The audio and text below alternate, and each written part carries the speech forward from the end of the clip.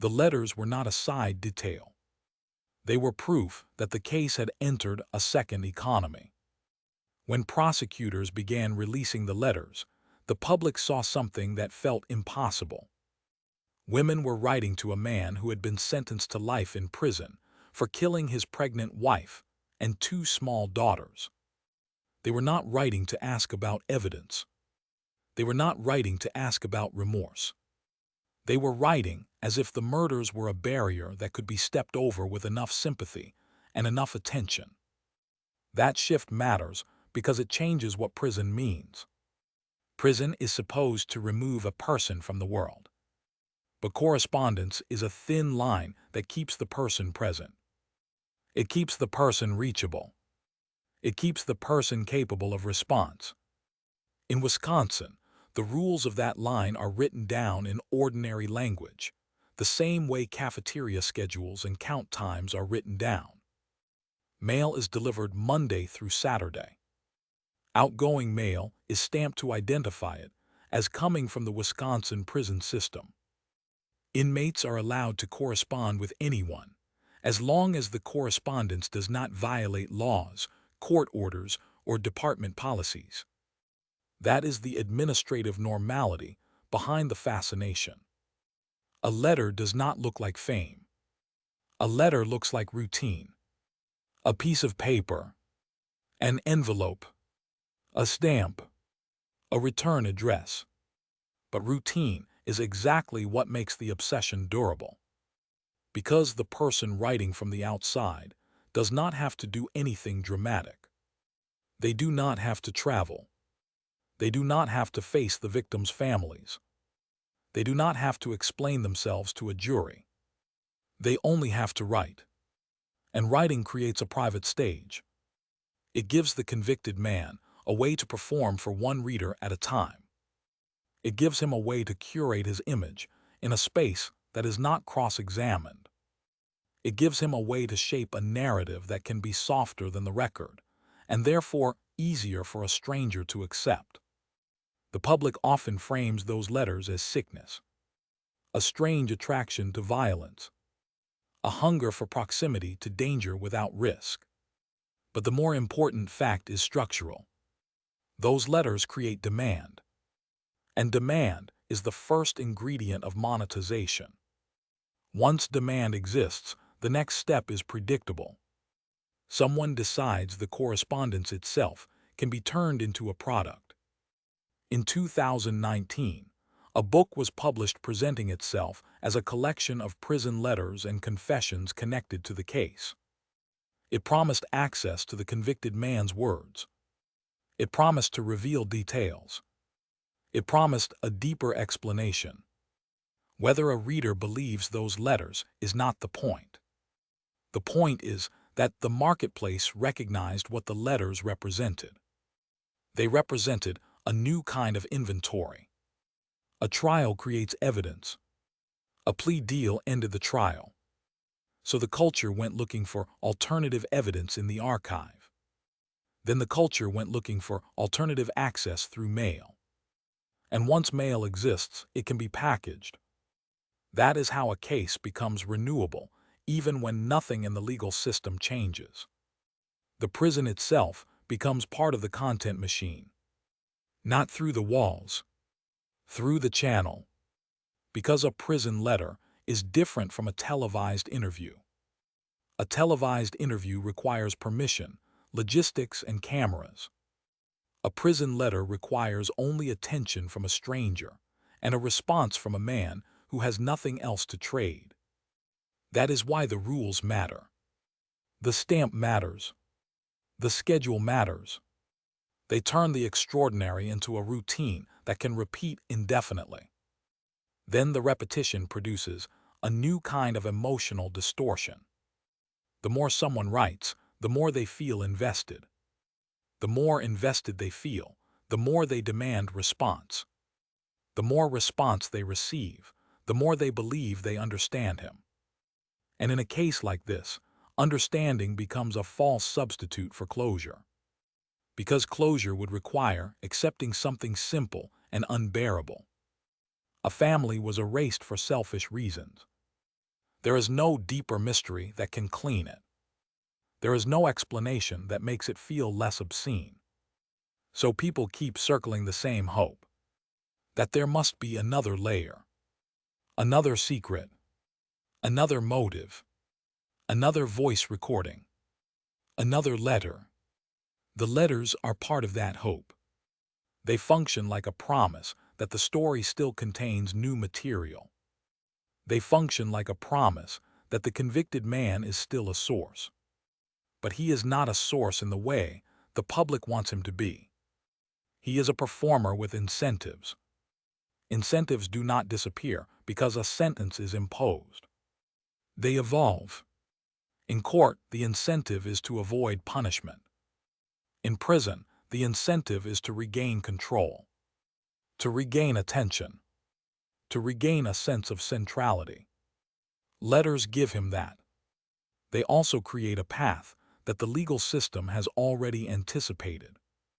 Because a famous criminal case attracts offers. Offers create the temptation to monetize access. The law cannot stop people from talking about the crime. The law cannot stop platforms from producing documentaries. The law cannot stop publishers from selling narratives. But Colorado law is designed to interfere with one specific outcome. It is designed to make it harder for the convicted person to convert notoriety into personal income. It is designed to treat profits from the crime as money that should be redirected into an escrow structure for victims and restitution. That is why the letters matter beyond their shock value. They are the first rung of a ladder that can lead to contracts. They are the proof that there is still an audience for him. They are the proof that someone somewhere might be willing to pay for his words, his handwriting, his version of events, his private explanations. And the state's response to that possibility is not moral language. It is procedure. It is escrow. It is claims. It is restitution. It is a funnel designed to keep checks from landing where attention tries to place them. Even then, the most brutal reality remains. The convicted man can be blocked from profit. The story cannot. The story can still generate money for everyone else. The story can still generate careers built around analysis and commentary. The story can still generate algorithms that reward the next clip and the next retelling.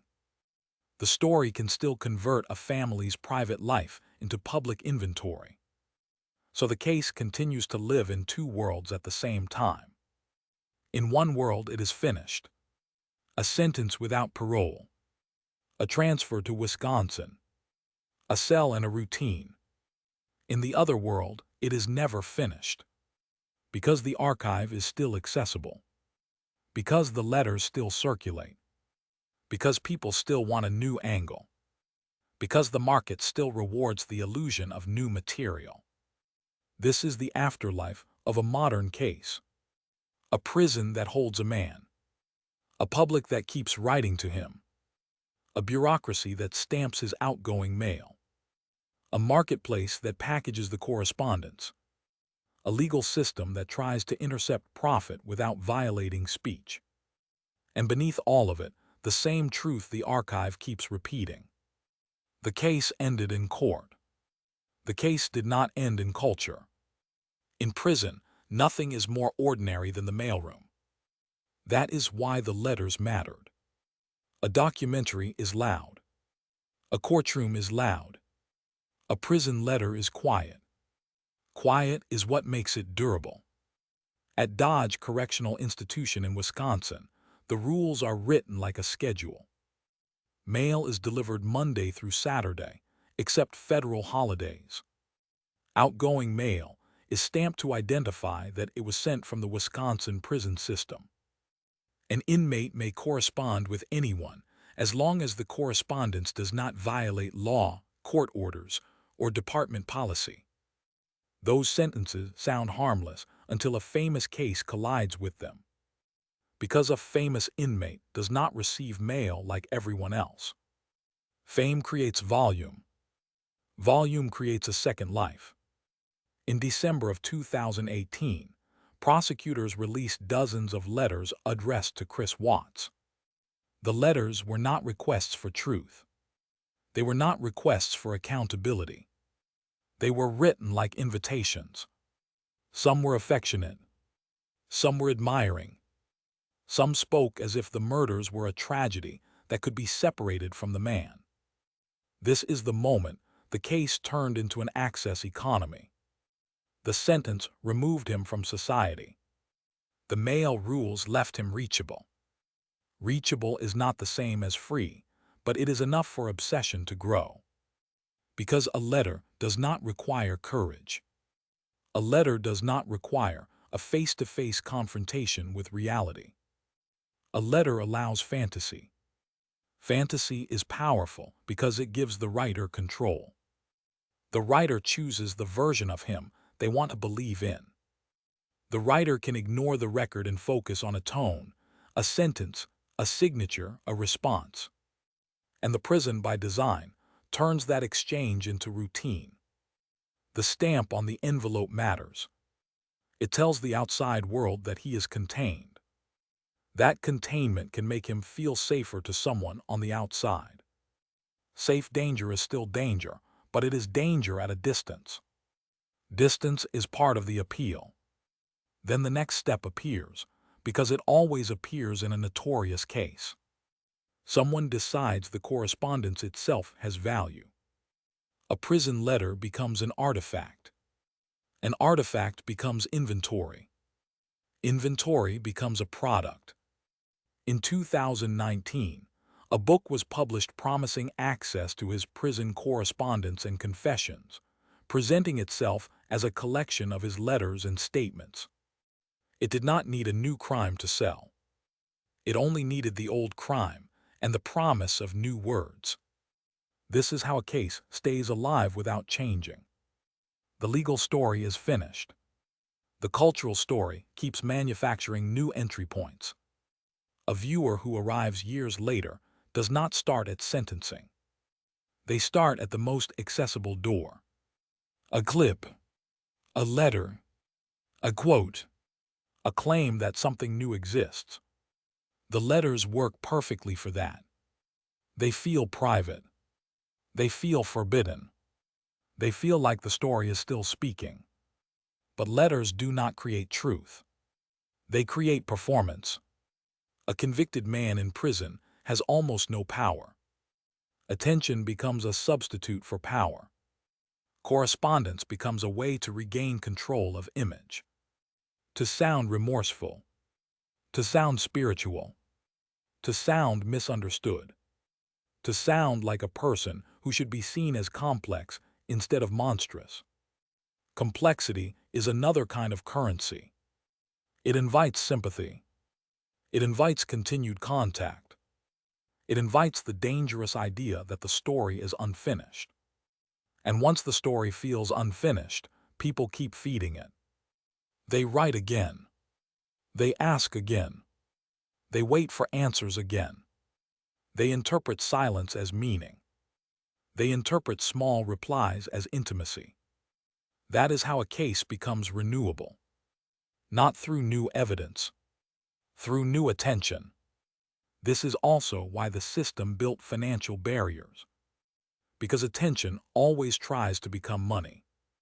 The law cannot stop strangers from writing to him. The law cannot stop a publisher from selling a book about the case. The law cannot stop platforms from making content. But the law tries to stop one outcome. It tries to stop the convicted man from turning his notoriety into personal profit. So the case becomes a machine with two tracks. One track is the prison track. A cell, a routine, a mail schedule, a stamped envelope. The other track is the public track, a market that keeps converting the same tragedy into new packaging. A market that keeps returning, not because justice is uncertain, but because access is addictive. That is the real afterlife. A man locked away, a family permanently gone, and a channel as ordinary as mail That keeps the story from going quiet. The mail was one kind of afterlife. The internet created another. After the plea, there was no mystery left for a courtroom to solve, but there was still a hunger for a different ending. Some people could not accept a simple motive and a simple confession. They wanted a hidden hand. They wanted a second villain. They wanted someone else to blame. So the story bent away from the killer and toward the people who were already living inside the loss. The family became a target, not because evidence pointed at them, because conspiracy offers something grief cannot. Conspiracy offers control. It offers the feeling that if you can find the real explanation, then the world becomes safer again. And the platforms that feed on attention do not punish that instinct. They reward it. When a theory is sensational, it spreads faster than a fact. When a theory is cruel, it holds attention longer than a correction. When a theory is endless, it generates content without ever needing to prove itself. That is how the harassment began to feel permanent. Not a spike after the murders. A slow weather system that never moved on. The family tried to ask for mercy in the only language the public seems to understand. They went on camera. They asked people to stop. They described the harassment as relentless. They described it as strangers turning their grief into a sport. But pleading does not work on an algorithm. A plea is quiet. A rumor is loud. Years passed and the harassment did not fade. It adapted. It took the form of new channels, new names, new edits of the same old clips. It took the form of strangers narrating the family's private lives as if they were suspects in a puzzle. It took the form of accusations that were not just insulting but identity-destroying. The family described it as exhausting in every way a person can be exhausted. Physical exhaustion, emotional exhaustion, financial exhaustion. This is the moment when the afterlife of the case became a second trauma. The first trauma was the crime. The second trauma was being pulled into public suspicion when the record already showed what happened. And then the family did something that most victims never have the resources or the stamina to do. They took the obsession to court. Not in Colorado. Not because Colorado lacked laws. Because the harassment machine was not local. It was global. And one of the loudest engines was operating from another country.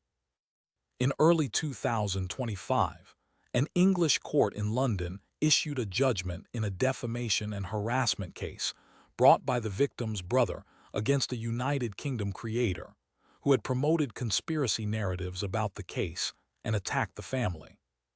The court described the content as unfounded conspiracy theories connected to the murders. The court described the publications as spreading across multiple platforms, with a particular focus on a channel that had built a large audience.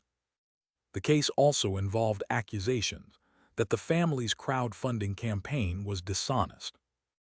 The hearing was not about whether the murders happened. That was not on trial. The hearing was about what happens when a creator builds a business around harming a victim's family. The process was long and procedural because the law does not move at the speed of uploads.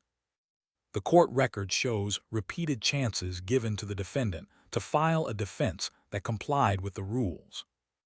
It shows unless orders, the kind of last-chance orders that warn a party that failure to comply will trigger an automatic strikeout.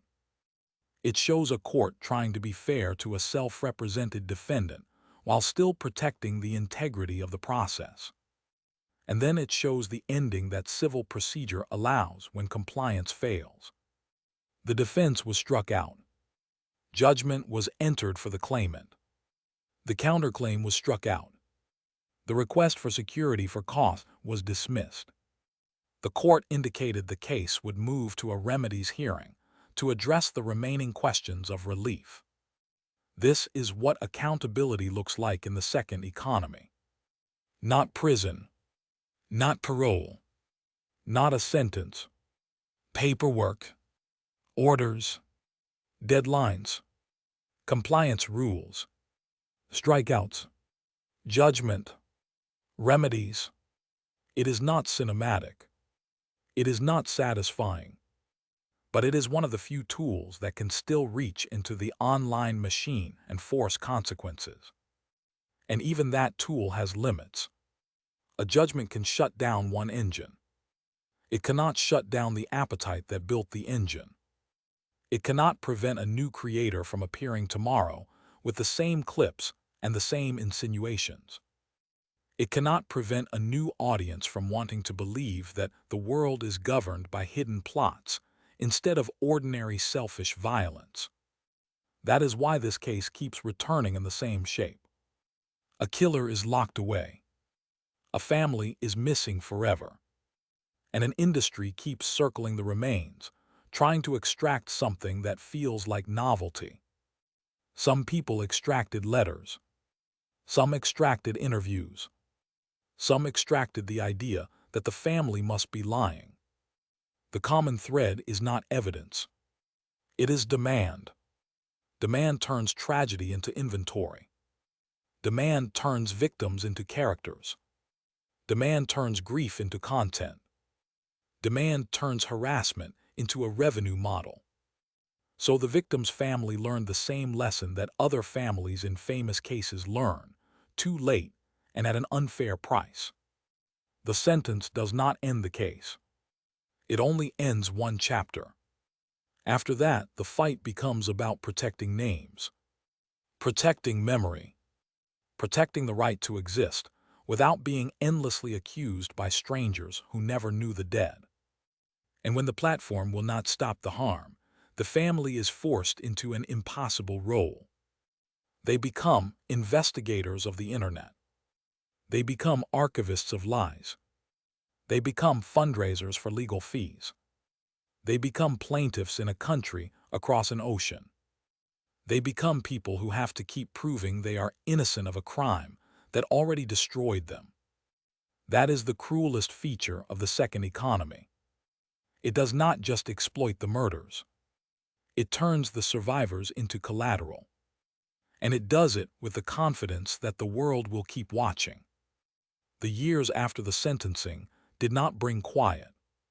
They brought multiplication. The case became a permanent object online, endlessly reopened, recut, and resold as content. In the official record, the timeline is fixed. In the early hours of August 13, 2018, Christopher Watts killed his pregnant wife Shanann Watts and their two daughters, then tried to hide what he had done near the oil facilities where he worked. Within days, the investigation moved from missing family to homicide, and the core facts were locked into affidavits, charging documents, and plea paperwork. Those documents were written for court, but they became fuel for the internet. People who never met the family learned the street name of the house. They learned the layout of the neighborhood in Frederick, Colorado. They learned how quickly a welfare check turned into a nationwide obsession. Then, in 2019, the story expanded again because investigators went back to him. A follow-up interview was conducted in prison by Colorado Bureau of Investigation, with participation from the Federal Bureau of Investigation and local detectives. The point was not to relitigate guilt. It was to gather more detail, to confirm and reconcile statements, and to close gaps that the plea had left behind. That single decision, to document a longer narrative, had consequences outside law enforcement. Once the interview became public, it gave the case new oxygen. It offered more scenes, more why, more angles to monetize. For audiences, it felt like an extra chapter. For the family, it was another season of strangers treating their loss as a puzzle they were entitled to solve. This is where a second crime begins, the one that is harder to prosecute because it wears a costume. It calls itself research. It calls itself questions. It calls itself truth. But what it produces is pressure, and what it demands is a target. Conspiracy culture does not need evidence in the way court needs evidence. It needs only a claim that sounds different from the official version. It needs a suggestion that something doesn't add up. It needs a villain bigger than one man. When the facts are too brutal and too simple, conspiracy culture invents complexity, because complexity keeps people watching. The Watts case became perfect material for that machine. It had police bodycam moments that looked dramatic on thumbnails.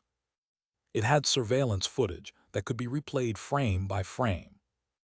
It had a public persona, a social media footprint, and a family that spoke in interviews.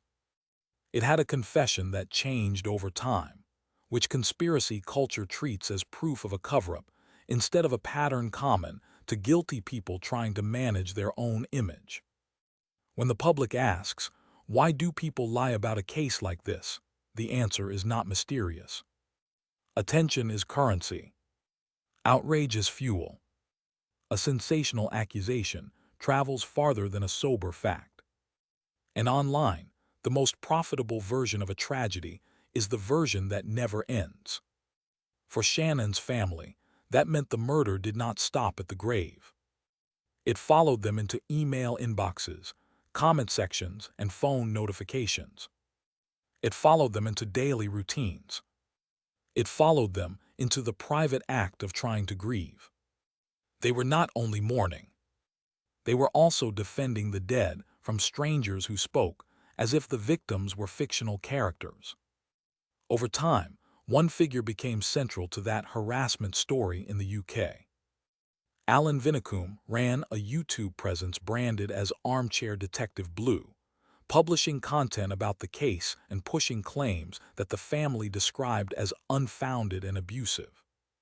This is the moment where the internet's fantasy collides with jurisdiction. One side is in the United States. The other side is in England. The platforms are global. The harm is personal. And the legal question becomes blunt. What can a court do about a campaign that lives inside algorithms? The answer in this instance was to file a claim in the High Court of Justice. King's Bench Division heard the matter as a defamation and harassment case brought by Franklin R. Zusek against Vinicombe. On February 26, 2025, Deputy High Court Judge Susie Alleger issued a judgment with the case caption and dates printed like a door finally closing. The court's posture was not the posture of the internet. The internet rewards endless speculation. A court demands pleadings that comply with rules. A court demands specificity. A court demands that you either prove what you say or you stop saying it. In that judgment, the defendant was shown as representing himself, while the claimant was represented through solicitors. The case was not treated as entertainment.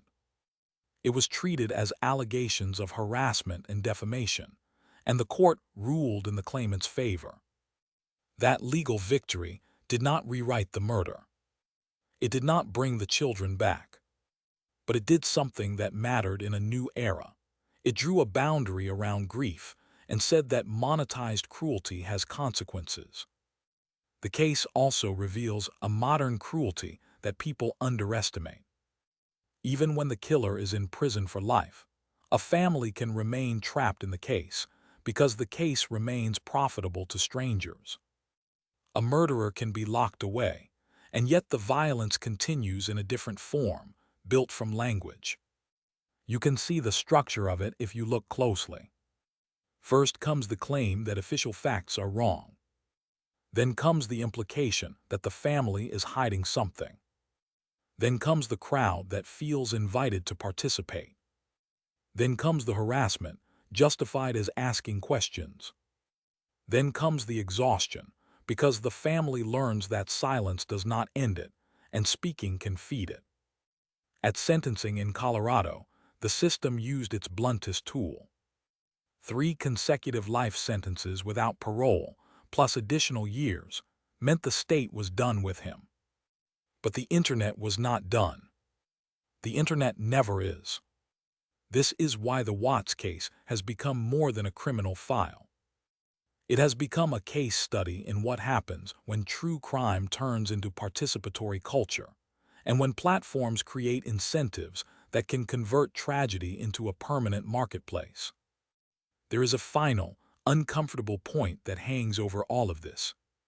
A conspiracy theory does not need to be true to cause real damage. It only needs to be repeated. It only needs to be packaged well. It only needs to find the right audience at the right moment. And once it does, the victims of a murder can become victims again, not in a courtroom, but in the daily chaos of being treated as public property. So the story does not end with a confession. It does not end with a prison door. It does not even end with a civil judgment across the ocean. Because the real fight, the one that never shows up in police reports, is the fight to reclaim a private life after the world has decided your tragedy is content. In famous cases, the ending is never silence. The ending is paperwork. A prison sentence closes one door. Public attention immediately looks for another. When it finds another, the law responds with forms, deadlines, and judgments that do not expire. In Colorado, restitution is not a symbolic gesture. It is treated as a final civil judgment. It does not expire. There is no statute of limitations for collecting it. It can sit on the record for years, waiting for money to appear. In the Watts case, the amounts were filed in clean, specific numbers. On November 20th, 2018, a notice of restitution listed $41,807.98. The notice stated that claims were ongoing and that future requests were expected. It stated that restitution is subject to 8% interest per year. On November 27, 2018, an additional notice of restitution listed $4,593.60. It carried the same 8% interest language. It carried the same warning that future claims could still follow. Those filings matter because they are not written for emotions. They are written for the future. They are written for a world where a convicted man might someday receive a settlement, a payment, an inheritance, or any other small stream of money. When that happens, the judgment is already waiting. That is one kind of paper wall. There is another kind, built for the second economy that grows around true crime. The second economy does not need a new trial. It needs only a new angle. It uses open records requests. It uses newly released interviews.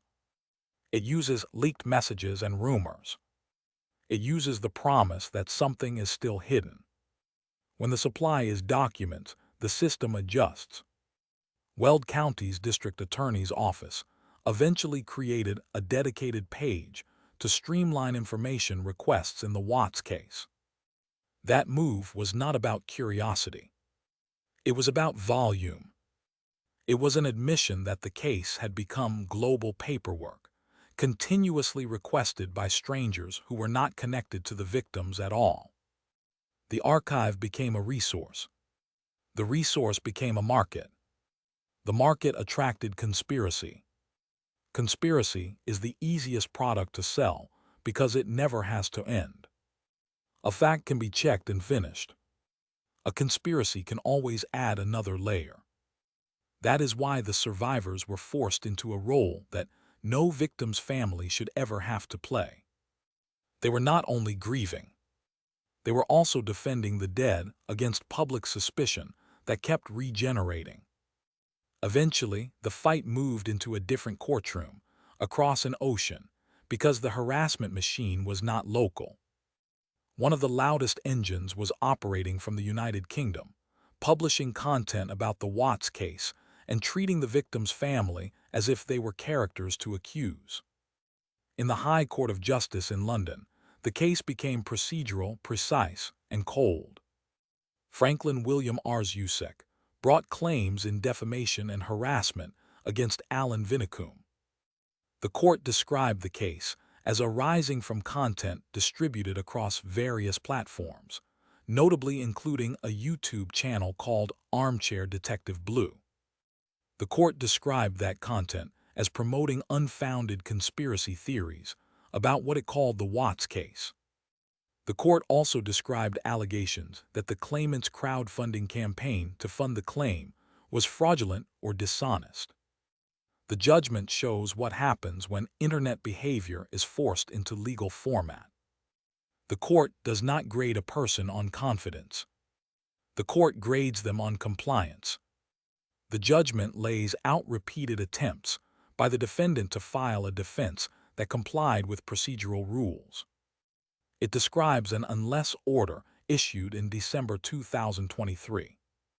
It describes another unless order in April 2024, described as the last chance saloon. It describes multiple drafts that still did not meet the required standard. Then the judgment shows the turning point that the internet rarely respects. Consequences arrive on schedule. The court struck out the defense. The court struck out the counterclaim. The court dismissed the defendant's application for security for costs. The case moved toward the next stage for remedies. There is a detail in that judgment that captures the full shape of the modern true crime economy. The judgment records that the Armchair Detective Blue channel had tens of thousands of subscribers in March 2023. It also records that the channel had been closed down by the time of the judgment, and that the relevant videos were no longer available online. That does not mean the harm disappears. It means the harm changes address. A court can shut down one channel. It cannot shut down the appetite that created the channel. It cannot stop a copy from being uploaded somewhere else. It cannot stop a new creator from opening a new account tomorrow. It cannot stop people from mistaking speculation for investigation when speculation pays better. So the family does what families in famous cases are forced to do. They build walls where walls are still possible. They rely on restitution because it is a judgment that does not expire. They rely on civil procedure because procedure can punish noncompliance. They rely on court orders because court orders can force a platform moment to face a real-world consequence. The public thinks the case ends with a confession. The public thinks the case ends with a sentence.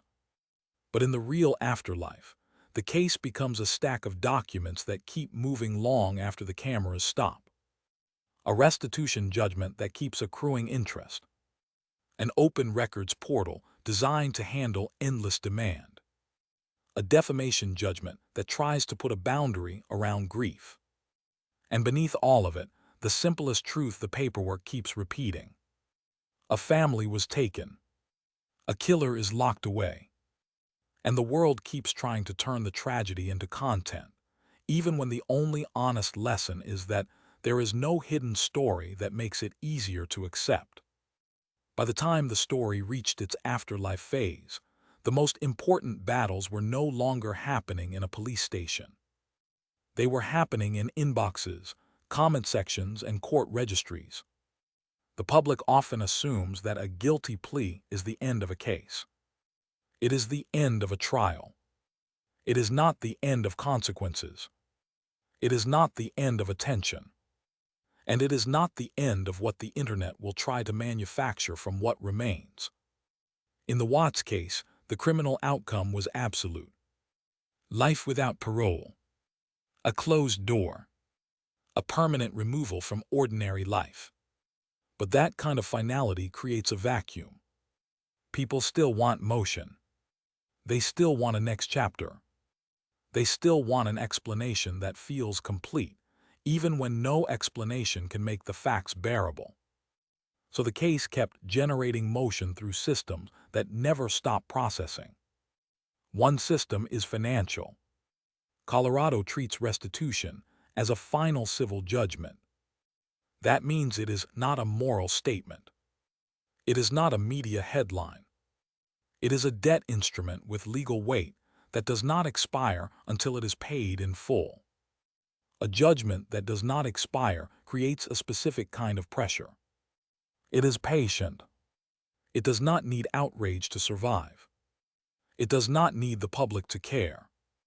It only needs time, because time increases the odds that money will appear. Money can appear in small ways. Prison wages. Gifts deposited into an inmate account. A settlement. A payment connected to a contract.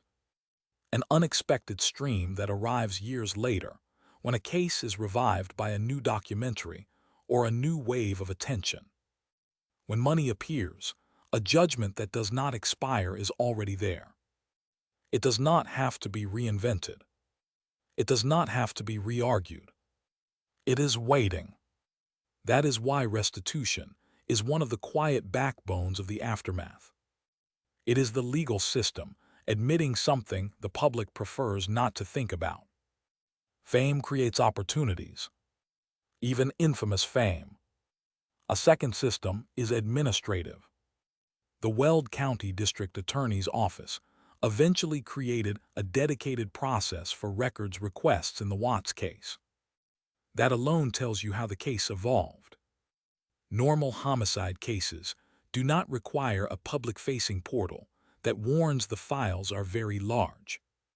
Normal cases do not require physical media options for strangers who want gigabytes of evidence.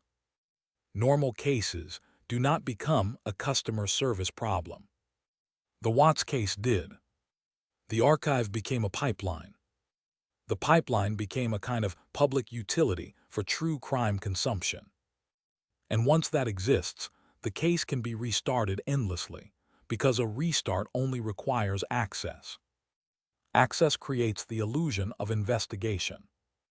A person can download files and feel like they are doing detective work. A person can rewatch a clip and feel like they are discovering truth. A person can isolate frames, slow down audio, and believe that effort itself is evidence. This is where the story begins to curdle. Because the internet does not reward truth. It rewards engagement. And engagement prefers conflict over clarity. So the case moved into a third system. A system the criminal court never controlled. The system of harassment disguised as analysis. For Shanann's family, that meant being targeted long after the sentencing. It meant living under accusations that were not supported by the official record. It meant being forced to respond to strangers who acted as if grief was suspicious. It meant being told, over and over, that the family must be hiding something, because the internet needed a larger villain than one man. They tried the simplest thing first. They pleaded publicly for it to stop. They described the harassment as constant. They described threats. They described fake accounts. They described the way the conspiracy machine kept recycling the same false claims and presenting them as if repetition was proof. And they asked platforms to take responsibility. That plea was an admission that the fight had changed. The murderer was already locked away. But the story was still being used as a weapon against the survivors. Years later, the family described the impact in blunt terms. Physically exhausted. Emotionally exhausted. Financially exhausted. Not because a court kept reopening guilt, but because the internet kept reopening suspicion. This is the part of modern true crime that many viewers refuse to see. A case can be closed legally and still open socially. And in that open social space, the victim's relatives can be treated as public property. Then the story crossed an ocean, and the afterlife became something even stranger. The family did something most people never do, because most people cannot afford to do it, emotionally or financially. They went to court over the harassment itself. In the High Court of Justice in London, a case was brought by Franklin R. Zusek against Alan Vinicombe. The claim involved allegations of harassment and defamation linked to online content about the Watts case. The judgment describes the content as promoting unfounded conspiracy theories about the murders. It also describes allegations made about the family's crowdfunding and their motives. This was not a trial about the murders. It was a trial about the ecosystem that grew around them. The internet runs on insinuation. The court runs on rules. The difference matters because rules create friction, and friction is the one thing the attention economy cannot tolerate.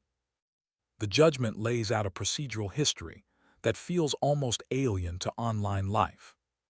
Orders, deadlines, requirements for properly pleaded defenses, warnings that the court would strike out a party's case if they did not comply.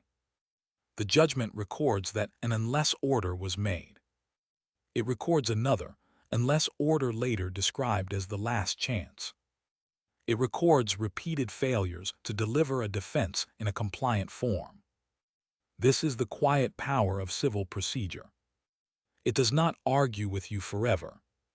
It does not reward repetition. It demands conformity to process, and when conformity fails, it imposes consequences. In the end, the court struck out the defense. It struck out the counterclaim. It dismissed an application for security for costs. And it entered judgment for the claimant. The case was then set to move toward remedies. There is a detail in the judgment that explains why this mattered in the attention economy. The judgment notes the subscriber count of the YouTube channel associated with the publications, and it notes that the channel had been closed down by the time of the judgment, and the relevant videos were no longer available online. That is not closure in the emotional sense, but it is a boundary in the practical sense. It is the law reaching into an online machine and forcing one part of it to stop. Even so, the limit is obvious. A court can close one channel. It cannot close the appetite that built the channel. It cannot stop the next creator from copying the same narrative and uploading it with a different name. It cannot stop audiences from confusing speculation with evidence when speculation is presented with confidence. This is why the Watts case became a case study in the modern era, not only in family annihilation, in the mechanics of consumption. The criminal system did what it is designed to do. It identified the perpetrator. It secured a conviction. It imposed a sentence that guaranteed he would never leave prison. Then the administrative system did what it is designed to do. It processed restitution. It handled records requests. It managed the archive. Then the internet did what it is designed to do. It turned a closed story into an endless one. It did this by adding questions that could never be answered in a satisfying way. It did this by manufacturing villains when the truth was too simple and too ugly. It did this by treating the victim's relatives as fair game, because conflict generates clicks and clicks generate money. And when the internet's damage became too large to ignore, the family tried something that is increasingly common in the modern era. They tried to use courts not to rewrite the past, but to protect the present.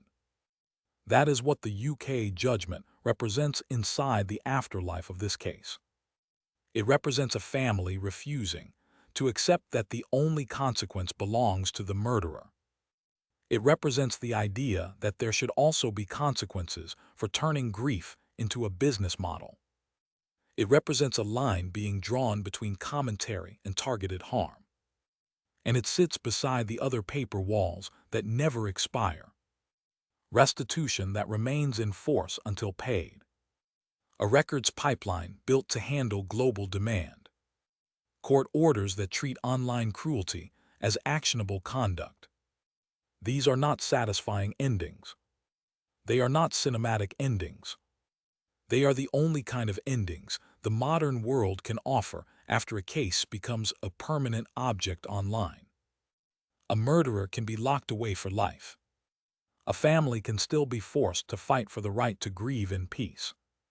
And the story can still keep circulating, because circulation is what platforms are built to maximize. So the real aftermath is not a single line on a sentencing document. It is a set of systems that keep processing the case long after the public thinks it is finished. A prison cell, a restitution judgment, a records portal, a defamation judgment across the ocean. And behind all of it, the same pressure that keeps restarting the story.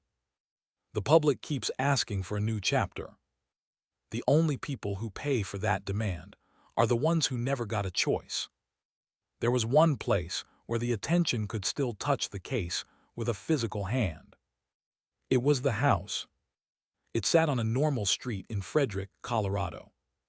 It had a driveway, a front porch, and a fence line that did not look famous. But fame does not need a sign. Fame only needs an address that people can type. For years, the house did not function like a home. It functioned like a landmark. It became a destination for strangers who wanted to stand where the story began. It became a background for videos that framed grief as sightseeing. It became a problem for neighbors who never asked to live beside a symbol. The attention was not only passive. Cars drove through the neighborhood. Some visitors stopped to take photos. Some visitors crossed boundaries. Some visitors treated the property like a public exhibit instead of a private space. Content reference suicide, 0 index equals 0. When a new wave of coverage hit, the traffic returned. The interest rose again after major streaming coverage brought the case back to the front of public conversation.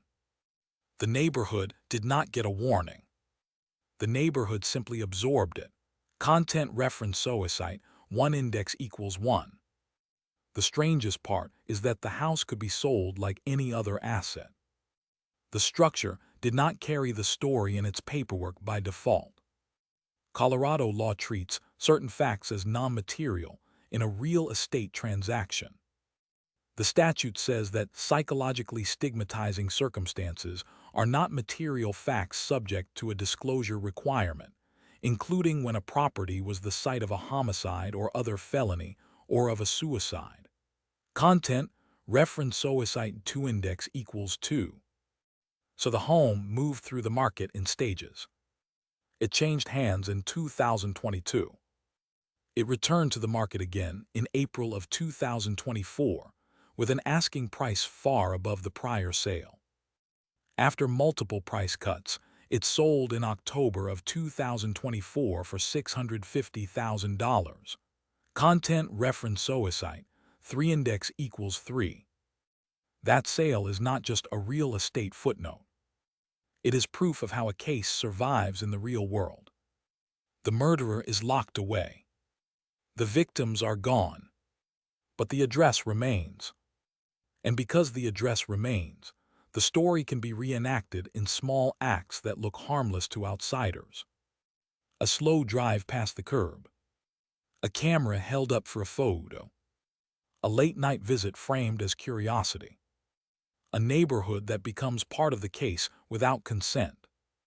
This is the afterlife in its simplest form. A tragedy becomes a landmark. A landmark becomes content. Content becomes a reason for more people to show up. The legal system can punish a person. It cannot erase a location. It can close one channel. It cannot stop a street from being searchable. That is why the case feels permanent. It exists in records, in algorithms, and in a house that keeps returning to the market like an object that can be traded even when the story attached to it cannot be sold off.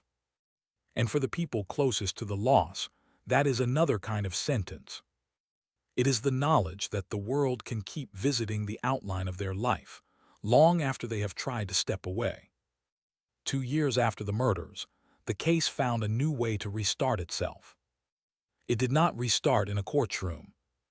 It restarted on a streaming platform. On September 30th, 2020, Netflix released a documentary titled American Murder: The Family Next Door. It was built almost entirely from raw material. It used home videos.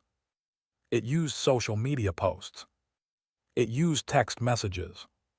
It used law enforcement recordings and body camera footage. There was no safe distance in that format. No calm narrator. No actors. No reenactments. The film made the audience live inside the same timeline the public lived in during August of 2018. First comes the worry. Then the missing person panic. Then the interviews. Then the slow collapse of the perfect husband image. That structure is why it hit so hard. It did not present the case as history. It presented it as a present-tense disappearance, reconstructed from the digital traces people leave behind without thinking. Netflix later said the documentary was projected to reach about 52 million households in its first 28 days. That single number explains the aftershock better than any review. 52 million homes means the case did not just return. It returned at scale. And scale changes behavior. A case that was fading from the front page came back into living rooms. A name that was already notorious became newly searchable. Clips that had been watched before were watched again, then clipped again, then reposted again. Every repost brought new strangers. Every new stranger brought new commentary. Every new wave brought fresh suspicion, fresh theories, and fresh cruelty toward the people who survived. This is the mechanical truth of true crime in the digital era. The story never stays in one year. It loops. A documentary does not only retell a tragedy. It refreshes it. It pushes it back into the algorithm. It creates a new starting point for an audience that did not witness the case the first time. And because the documentary is built from intimate footage, the audience feels entitled. They feel like they know the family. They feel like they can judge the marriage. They feel like they can rewrite the motives. They feel like they have earned an opinion on people they have never met. That is the second violence. Not the murder. The consumption. The murders were already final. But the documentary made the case active again. It turned grief into a new release. It turned private messages into public evidence. It turned a family's ordinary digital life into a permanent product. The killer was still in prison. The sentence did not change. The legal outcome did not move. But the cultural outcome moved fast. It moved into millions of homes. It moved into millions of comment sections. It moved into a fresh generation of viewers who arrived with the same hunger for a deeper secret. And when the public goes looking for secrets in a case like this, they rarely stop at the man who confessed. They wander outward. They search for hidden villains. They search for people to blame. They search until they find a target that can still be hurt. That is why the case never goes quiet. It is not because the facts are unclear. It is because the format is perfect for repetition. And repetition is profitable. A documentary ends after 82 minutes. The damage it restarts can last for years. In the fall of 2020, the case restarted again. It did not restart through police. It did not restart through court. It restarted through streaming. On September 30th, Netflix released American Murder: The Family Next Door. The film did not treat the story like a distant crime. It treated it like a disappearance happening in real time. It relied on raw material. Home videos, social media posts, text messages, law enforcement recordings, body camera footage. That choice mattered because raw material changes the viewer's posture. A narrated documentary gives you distance. Raw material removes distance. It makes the audience feel like they are inside the home, inside the marriage, inside the final hours, inside the panic of a missing person report. The timeline becomes intimate, not because the audience earned intimacy, because the format hands it to them. And the format also creates a trap. When you watch someone's texts and home videos, you start to believe you know them. When you believe you know them, you start to judge them. When you judge them, you start to rewrite them. That is how a case with a closed legal ending becomes an open cultural argument again. Netflix told the press the documentary was projected to be watched by 52 million households within its first 28 days. That number is not just a statistic. It is a force. 52 million households means the case returned at a scale that few court proceedings ever reach. It means millions of people encountered the story for the first time. It means millions of people returned to it with fresh emotion. It means millions of people typed the victims' names into search bars again. Then the algorithms did what algorithms do. Clips were shared. Clips were re-edited. Clips were put into new videos with new titles. Old footage became new content. The documentary became a portal, a new starting line. Viewers who did not live through the original week in August 2018 now experienced the case as a present tense puzzle. They watched the missing person narrative unfold. They watched the husband speak to cameras. They watched the lie try to hold its shape. This structure is one reason the film hit so hard. It uses the language of a mystery, even though the outcome is known. It makes the viewer chase resolution. Then it delivers the truth in a way that feels like betrayal, because it forces you to admit how easily a normal image can hold your trust. For the public, that feels like insight. For the family, it can feel like reopening. Because the documentary does not only retell the murders, it refreshes them. A refresh has consequences. It pulls strangers back into the case. It brings new strangers in. It creates a new wave of commentary. It creates a new wave of theories. And theories are where the case becomes dangerous again. A simple motive is unbearable. A simple motive feels like chaos. So viewers invent complexity. They search for a hidden plot. They search for a second villain. They search for someone else to blame. The internet rewards that search because it produces endless output. A fact ends. A conspiracy continues. So the documentary did what most major true crime releases do in the modern era. It made the case profitable again for everyone who was not living inside the loss. Creators profited from reaction videos. Platforms profited from engagement. Advertisers profited from attention. The story became a product line. And the people who survived were pulled back into the blast radius. Because the renewed attention did not stay focused on the convicted man in prison. It traveled outward. It traveled to the family's names. It traveled to the house. It traveled to old interviews. It traveled to private images and private words that were never intended to become a permanent public exhibit. The house became searchable again. The neighborhood became a destination again. Strangers drove by again. Some stopped again. Some filmed again. A case can be closed and still behave like a living thing when a platform gives it a new release date.